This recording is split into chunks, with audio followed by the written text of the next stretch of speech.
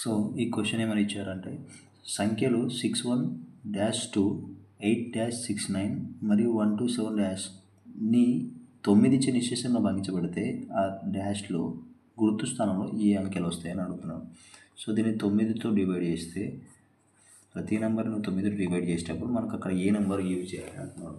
మనకి ఇక్కడ ఏమి ఇచ్చారంటే ఫస్ట్ దానికి 9 పెడితే 6192 పెడితే 9తో డివిజిబుల్ అవుతుంది.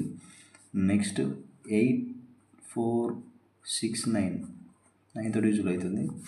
నెక్స్ట్ 1278 ఇలా ఈ నెంబర్ని పెట్టినప్పుడు కరెక్ట్గా 9తో డివిజిబుల్ అవుతుంది. అంటే ఇక్కడ ఏ నెంబర్ వస్తుందంటే 9 వస్తుంది, ఇక్కడ 4 వస్తుంది, ఇక్కడ 8 వస్తుంది. సో ఇలా చేస్తే సరిపోతుంది. నెక్స్ట్ క్వశ్చన్ ఏం చెప్పాడంటే a+b = 12 అన్నాడు, a - b = 4 అని చెప్పాడు. దీనికి మనం డైరెక్ట్గా ఎలిమినేషన్ మెథడ్ వాడచ్చు. a - b = 4 మైనస్ 2a ఏమవుతుంది 16 అవుతుంది. ఎంత a = 8 వస్తుంది.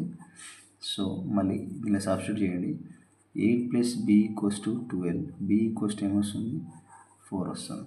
క్వశ్చన్ ఏం అడిగినంటే ఈ రెండింటిని మల్టిప్లై చేస్తే ఎంత అన్నాడు. సో a × b ఎంత 32.